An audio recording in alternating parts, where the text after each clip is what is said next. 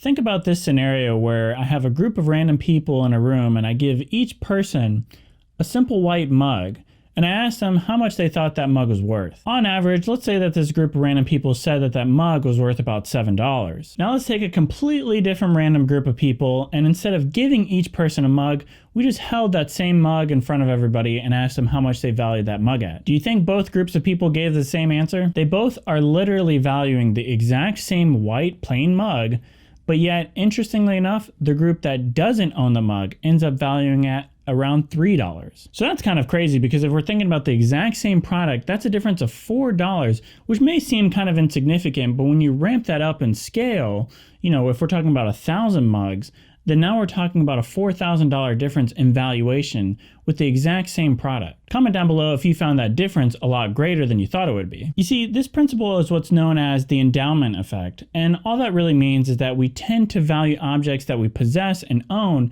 at a higher value than objects we don't own. This principle has huge implications, and if you stick around, not only will I talk about how the endowment effect relates to personal finance, but how it can relate to things such as buying a car, or even more random or seemingly random, something like sports or even fantasy football. To start, I'm going to give a few examples on how the endowment effect works and how it impacts different people. Let's say you're a little bit on the fence about buying this $20 sweater, but the store offers a great return policy, so you end up buying it. Now that you ended up buying that sweater, in your mind, you end up valuing that sweater at a higher amount than $20. You may have some good memories associated with that sweater, or perhaps you're really trying to convince yourself that it was a good purchase. So now, when given the option to return that sweater and get your $20 back, even though before you were indifferent between the sweater and $20, now you actually value that sweater a lot more, so then you don't end up returning it. Another great example of this is a little bit of a sales trick, and maybe they're not even necessarily aware of it, but it tends to deal with car salesmen. If you were looking at, let's say, a used Toyota, and you looked at it and you valued it at $10,000, but the car salesman tells you, you know what, you can loan it out for a few days, drive it around, see how much you like it. Your life ends up adjusting to that new car fairly quickly, and on top of that, you start to think to yourself,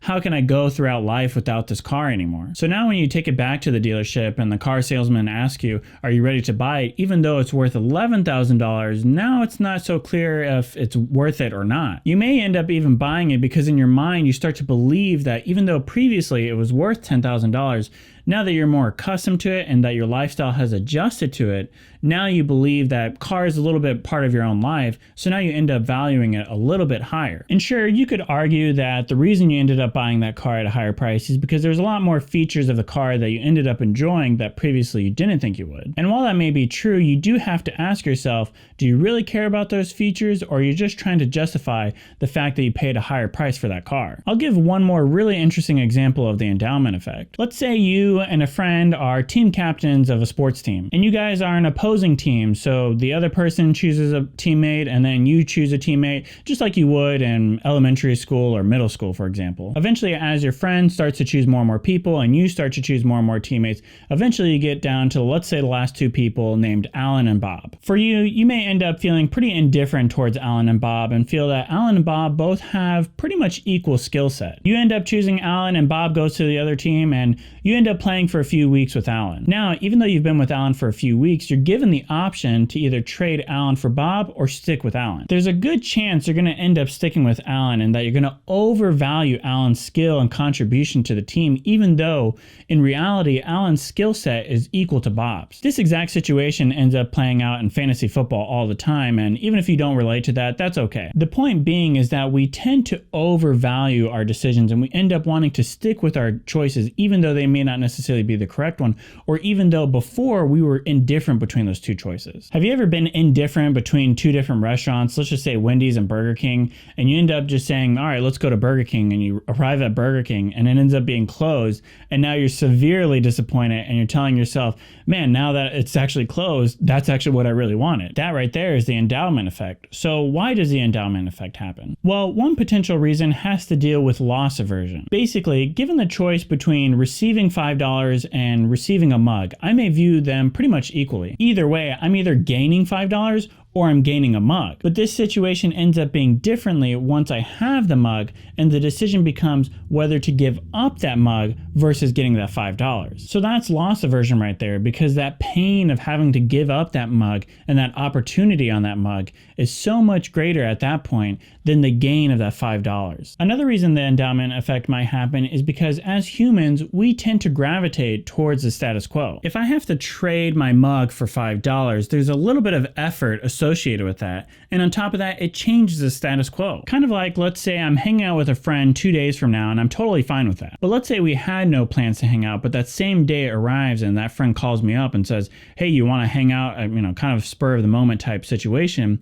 That may end up building up stress because it all has to deal with people being used to the status quo. Now, why does the endowment effect matter and why should you care? Well, since the endowment effect has to deal with this problem of overvaluing things that we own, when you go to sell something like a used car or even used furniture, you're going to end up tending to overvalue it. I may have a lot of history or a lot of work I put into a car, a lot of good memories associated with it, but the person I'm trying to sell that car to has no attachment to it, so purely is valuing it at its most reasonable cost. The other important consideration as far as the endowment effect is that no one is going to end up valuing your items and your possessions as much as you would. Think about lending someone your car or maybe even your laptop or cell phone. You end up worrying that they're not necessarily going to care about it or treat it the same way you would. That's because mentally you value that laptop, that cell phone, that car a lot more than they would. Even if they agreed, for example, that they're going to pay the replacement cost if they break the laptop or break the cell phone, it still wouldn't feel the same to you because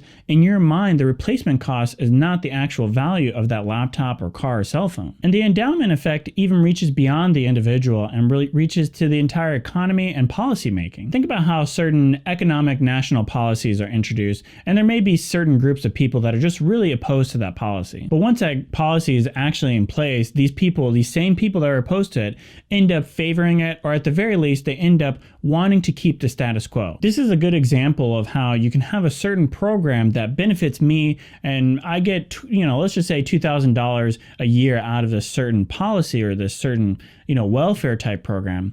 And a new policy is introduced that ends up kind of changing the rules, but at the end of the day, as far as me, I would still get $2,000 a year.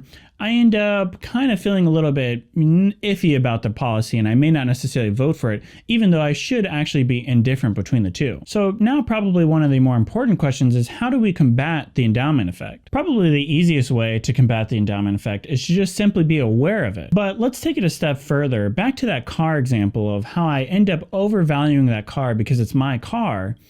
Try to end up imagining a situation where you're basically selling the same car but to your past self. What would you have paid for that car without the associated memories or different work that you may have put into that car?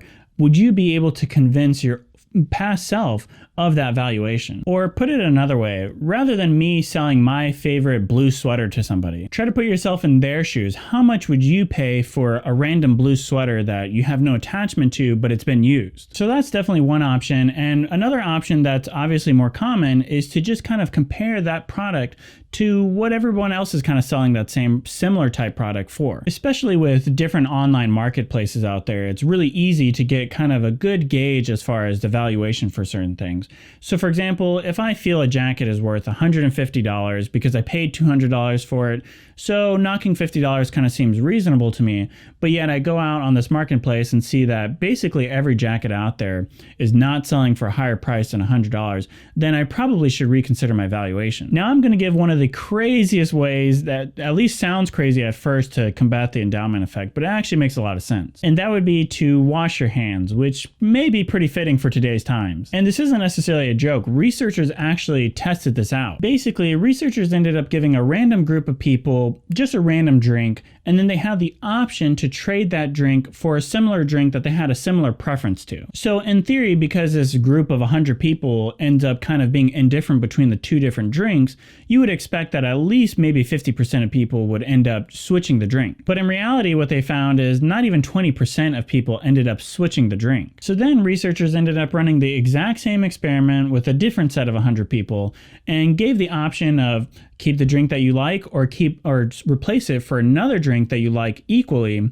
And all you have to do is, while you're making this decision, wash your hands for about 20 to 30 seconds. And what they ended up finding out is that about 50% of that group that was washing their hands and took the time to kind of relax a little bit and give it a little more thought on whether or not they want to replace their drink ended up actually switching. So 50% seems about reasonable on what you would expect. So you kind of take this down to the individual level. This is kind of the same situation as far as impulse buying. If I'm about to buy something, but I end up convincing myself, you know what, let me go home, take a nice long shower, and then reevaluate on whether or not I want this particular product, you end up kind of making better judgments because of that. The same could be said if you're negotiating, trying to sell your car.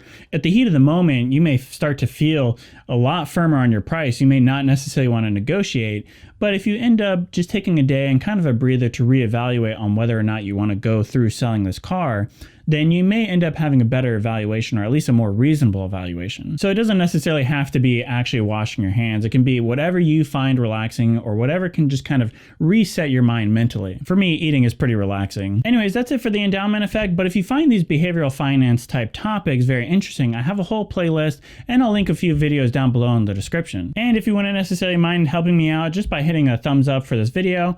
And as always, if you like behavioral economics or finance or personal finance, business, or anything like that, hit that subscribe button to stay tuned for more.